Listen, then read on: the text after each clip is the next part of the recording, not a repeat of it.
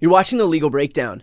Okay, this is the big question that everyone is asking. Can Donald Trump's surrogates violate the gag order if they're attacking the judge or attacking witnesses on Trump's behalf? So we're going to explore exactly this question here. But first, just a quick reminder for everybody watching. If you want to follow along, Glenn and I are doing daily comprehensive coverage of the entirety of Trump's criminal trial. So if you want to follow that, please make sure to subscribe. Okay, Glenn, we've seen, a steady stream of Donald Trump's surrogates attacking witnesses in place of Trump, who himself is bound by the gag order. So does this violate the gag order? The answer is maybe. The answer, Brian, actually could be yes, but with a great big qualifier. What is that qualifier? Well, the gag order expressly says Donald Trump shall make no statement about a witness or a juror or others, and he shall direct no one to make a statement. So the devil's in the details. Did he direct? That would be the burden of proof for the prosecutors to satisfy if they wanted to ask Judge Merchan to once again, for, the 11th time perhaps, hold Donald Trump in criminal contempt of court for violating the gag order. They would have to prove, they'd have to have evidence that showed Donald Trump directed his surrogates to make those statements. And based on who the surrogates were that I saw streaming to the camera, a real motley crew of congressional Republicans, I think it very unlikely that if any of them were asked, even under oath, did Donald Trump direct you to attack the witnesses? Do you really think they would say yes, even if he did? So it certainly violates the spirit of the gag order, but I don't think Donald Trump will catch an 11th criminal contempt count for folks like, MAGA Mike Johnson and Byron Donalds and Tommy Tuberville and some of these other stone cold Republican clowns stepping to the mic and saying all the nonsense they were saying. And let me just say this, Brian, what a difference half a century makes. It was 50 years ago, 1974, when the Republican congressional leadership, including Senator Barry Goldwater, the Senate Republican leader Hugh Scott, and the House GOP leader, Republican John Rhodes, marched to the White House and told Richard Nixon, basically, you're done. Resign or you will be impeached by your own party. And the very next day, Richard Nixon resigned. What a difference 50 years makes, because what we saw today, and today perhaps should be written in the history books at, the day the corruption of the Republican Party was complete, because MAGA Mike Johnson and the others I named and a few more basically, marched to a courtroom in Manhattan, stood outside that courtroom and tried to kill the rule of law by propping up a criminal former president of the United States. So I think, today the Republican Party has definitively shown itself to be the pro-crime party. Yeah, all the while beating their chest as the law and order party, and Donald Trump beating his chest as the law and order president. You've got Mike Johnson, who claims himself to be the human embodiment of the Bible, and yet he marched his way on up to New York so that he could basically run cover for a guy who's being prosecuted right now for falsifying business records to hide hush money payouts for an affair he had while his infant son was at home with his wife. So a whole branding debacle. You're really seeing behind the curtain in terms of exactly who these people are.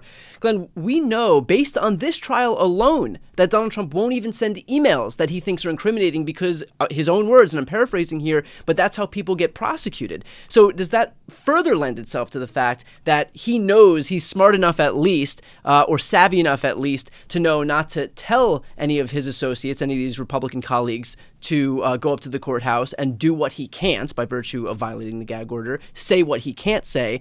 Does it just make it less likely that we'll actually see any type of proof because he's admitted in this very trial that he wouldn't ever give this kind of a paper trail?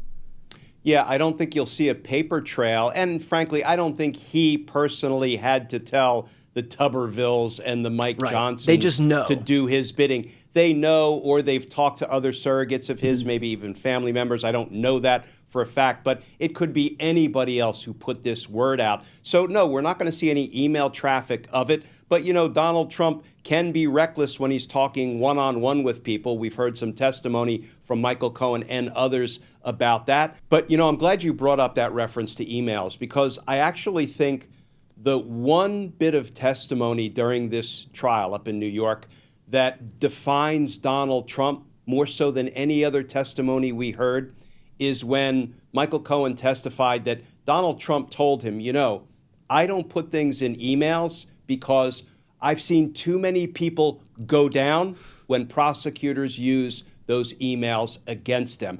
That's Donald Trump announcing who he is, who he's always been, and why he does what he does. He knows that he's involved in criminal activity, but he doesn't want to put it in writing. Why? Because, in his words, I've seen too many other people go down, be held accountable for their crimes when prosecutors use their emails against them. If ever there was one piece of information that defined who Donald Trump is, that's it.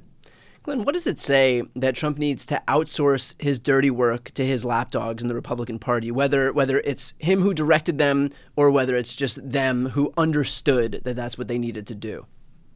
What it says is really more about the lapdogs, that they are consumed with their own power, their own position, and their own office. They're willing to hitch their wagon to a criminal former president of the United States. I want to say it one more time, which is the exact opposite of the Republican leadership in 1974, when they would not prop up a criminal president of their own party. And what it says about them is they don't care one whit about their constituents. They don't care one whit about, showing any patriotism. And ultimately, they don't care one whit about the survival of American democracy. All they care about is holding on to that coveted office. And, that is about as sad a state of affairs for a major political party, as you can envision. Talk about the significance of why the gag order was imposed in the first place. Talk about what these people are actually doing, the practical effect of what they're doing by virtue of going and attacking the witnesses or attacking the family of the judge. Because there is a reason that this gag order was imposed. It wasn't just because, the evil communist Marxist Democrats wanted to silence Donald Trump. There's a reason that it was imposed. They're endangering witnesses. They're endangering jurors. They're endangering family members of judges and prosecutors, and they are undermining the due administration of justice. All of those are the reasons why judges, not just Judge Merchan, but others, have put gag orders in place. It's to protect and preserve the due administration of justice. So a case can be tried and decided only on the facts and the evidence that are presented in court, not on, extraneous circumstances like, is a witness going to be afraid to testify or testify fully, truthfully, and candidly because of the threats that have been leveled by Donald Trump and his supporters or his mouthpieces, right? Will jurors perhaps hesitate before voting guilty because they feel unsafe with respect to some of what has gone on in the run-up to and during the trial? So, the stakes couldn't be higher. You need to have reliability in the process, and that's the only thing that makes the outcome of a trial legitimate. If the process has been fair, reliable, and untainted by a defendant or his supporters and mouthpieces who are determined to see the case decided on something other than the evidence. Glenn, can you talk about the implications here, given the fact that all of the prosecutors' witnesses have testified now? I mean, they've just announced that Michael Cohen would be their final witness. And so is it moot at this point, given the fact that there are no more witnesses to come, that these people are violating the gag order on Trump's behalf? Oh, it's far from moot, Brian. And let me set the witnesses aside for a moment. We still have jurors who are deliberating. They are protected by the gag order. The judge still has staff and family members. The prosecutors still have family members who are protected by the gag order. And let's take on witnesses. Just because the prosecution said Michael Cohen, it looks like, will be the last witness in the government's case in chief, guess what? They get to call rebuttal witnesses after the defense presents its case, its witnesses, its evidence, if any. So even on the witnesses front, it ain't over yet. So the gag order still needs to be in place, in full force, until the jury has returned its verdicts. Okay. Well, we'll obviously stay on top of this as this trial continues to progress, and we'll keep an extra close eye to see whether Donald Trump himself either slips up in terms of directing other people to violate the gag order or himself violates the gag order. So for those watching right now, if you want to follow along, please make sure to subscribe because we're going to be doing comprehensive daily coverage of the entirety of this trial. So our links to both of our channels are right here on this screen. I'm Brian Tyler Cohen. And I'm Glenn Kirshner. You're watching The Legal Breakdown.